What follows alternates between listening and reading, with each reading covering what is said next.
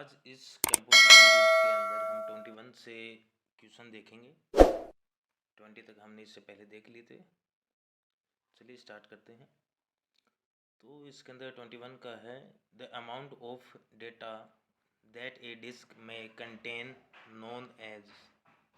तो इसका क्या हो जाएगा, 4 नंबर हो जाएगा। स्टोरेज कैपेसिटी हो जाएगा इसके अंदर।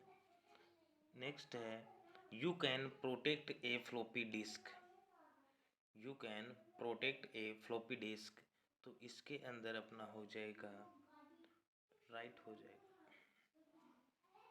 नेक्स्ट है information on a hard disk is usually backed up using ए। तो इसके अंदर हो जाएगा अपना CD रोम हो जाएगा इसके अंदर। नेक्स्ट है 24 का magnetic storage device can represent binary 0 by the absence of. तो 24 के अंदर अपना हो जाएगा मैग्नेटिक टेप, बी है ये इसके अंदर सही हो जाएगा। नेक्स्ट है 25 का magnetic tape is a. Magnetic tape क्या है, तो यहाँ पर मैग्नेटिक टेप क्या हो जाएगी, 3 नंबर का इसके अंदर सही हो जाएगा सीरियल एक्सेस मीडियम। मतलब यहाँ पर सीक्वेंस पे चलती हैं इस प्रकार से। नेक्स्ट है hard disk can have a storage capacity in the region of. तो यहाँ पर 26 के अंदर 1 हो जाएगा 1 GB। 1 GB इसका सही हो जाएगा, फर्स्ट सही होगा। 27 का है formatting a disk result in all the data being. Formatting a disk result in all the data being. तो 27 के अंदर हो जाएगा अपना 3 नंबर का सही हो जाएगा डिलीटेड फ्रॉम द डिस्क। 28 का देखते हैं which storage device has the largest capacity in MBS। ठीक है, तो यहाँ पर कौन सी डिस्क की स्टोरेज सबसे ज़्यादा हो जाएगी, तो यहाँ पर 28 का हो जाएगा CD-ROM। CD-ROM की स्टोरेज इसकी 650 MB से लेकर के 700 MB तक होती है। उसके बाद DVD की होती है, फिर उसके बाद हार्ड डिस्क की होती है। नेक्स्ट है 29 का which storage device can not be erase. Which storage device can not be erase, वह कौन सी स्टोरेज डिवाइस है जिसको हम मिटा नहीं सकते। तो इसके अंदर हो जाएगा ए फ्लॉपी डिस्क। 5 नंबर का यहाँ पर सही हो जाएगा। ठीक है, मैग्नेटिक टेप स्टोरेज को भी मिटा सकते हैं अपन, CD-ROM को भी मिटा सकते हैं। 30 का देखते हैं which should floppy disk be stored. तो 30 के अंदर अपना हो जाएगा इन ए ड्रॉर। इन ए ड्रॉर मतलब 2 नंबर का सही हो जाएगा यहाँ पर। 31 का देखते हैं who is acted with developing the architecture of modern computer. तो यहाँ पर जो मॉडर्न कंप्यूटर थे उसका आर्किटेक्चर किसने दिया था, तो ये हो जाएगा जॉन वॉन न्यूमैन हो जाएगा। 5 नंबर का सही होगा यहाँ पर।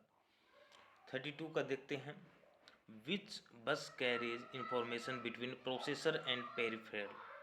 तो यहाँ पर कौन सी हो जाएगी, डेटा बस हो जाएगी। डेटा बस है, ये इंफॉर्मेशन को कैरी करता है।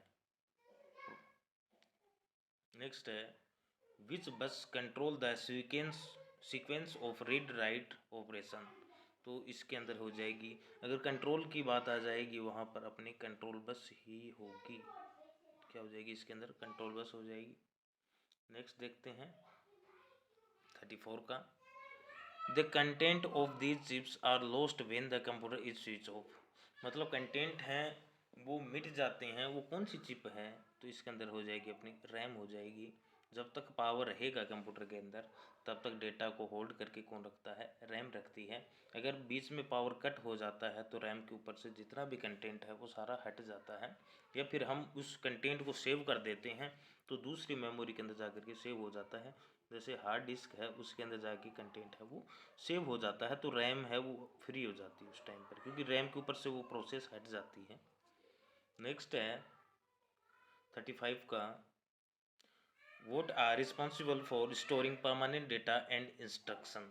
मतलब कौन रिस्पॉन्सिबल है डेटा को परमानेंटली स्टोर करने के लिए, तो यहाँ पर इसका हो जाएगा रोम। रोम हो जाएगा रीड ओनली मेमोरी। रोम एक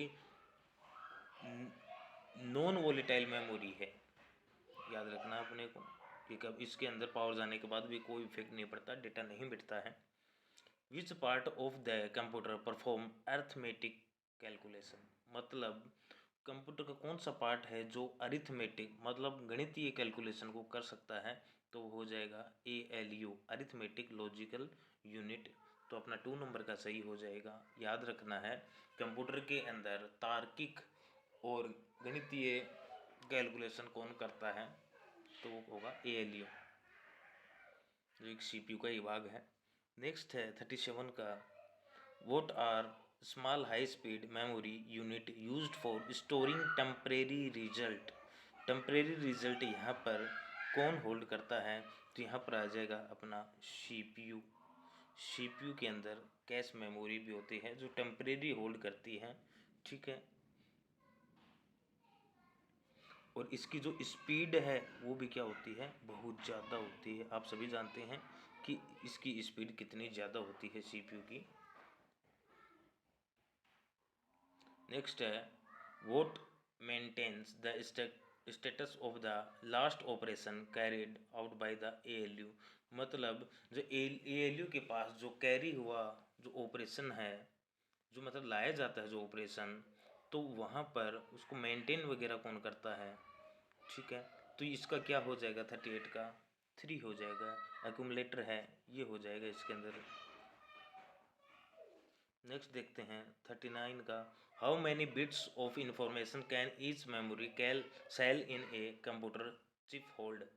तो 39 के अंदर हो जाएगा 8 बिट। 8 बिट होगा यहाँ पर, याद रखना है अपने को।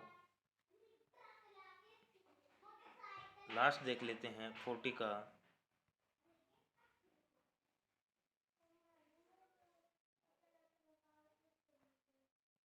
है what type of computer chips are said to be volatile. मतलब इसके अंदर वोलेटाइल मेमोरी कौन सी है, तो हम सभी को पता है कि वोलेटाइल यहाँ पर कौन हो जाएगी, रैम हो जाएगी। याद रखना है रैम है एक रोम है, जो प्राइमरी मेमोरी के एग्जाम्पल हैं। प्राइमरी मेमोरी के एग्जाम्पल हैं रैम और रोम, याद रखना अपने को। रैम तो क्या है इसके अंदर वोलेटाइल है, और रोम है ये नॉन वोलेटाइल मेमोरी है इसके अंदर। अगर आपको याद ना रहे तो ये याद रखना है अपने को। रैम के अंदर जो A है ये V जैसा नज़र आता है, V जैसा नज़र आता है अपने को, तो ये क्या है वोलेटाइल मेमोरी है। और जो बच गई वो नॉन वोलेटाइल है, जिसको हम मिटा सकते हैं वो वोलेटाइल है। मतलब जो अस्थाई है वो रैम है और जो स्थाई है वो रोम है। तो आज की क्लास में अपने 20 क्वेश्चन यहीं पे कंप्लीट होते हैं। अगर आपको ये क्वेश्चन अच्छे लगे हैं तो प्लीज़ लाइक एंड सब्सक्राइब करना ना भूलें, और बेल आइकन भी दबा लें, क्योंकि आने वाली और भी हमारी कंप्यूटर के MCQ की जो सीरीज़ है वो आपको टाइम से मिलती रहें। जब तक के लिए जय हिंद जय भारत।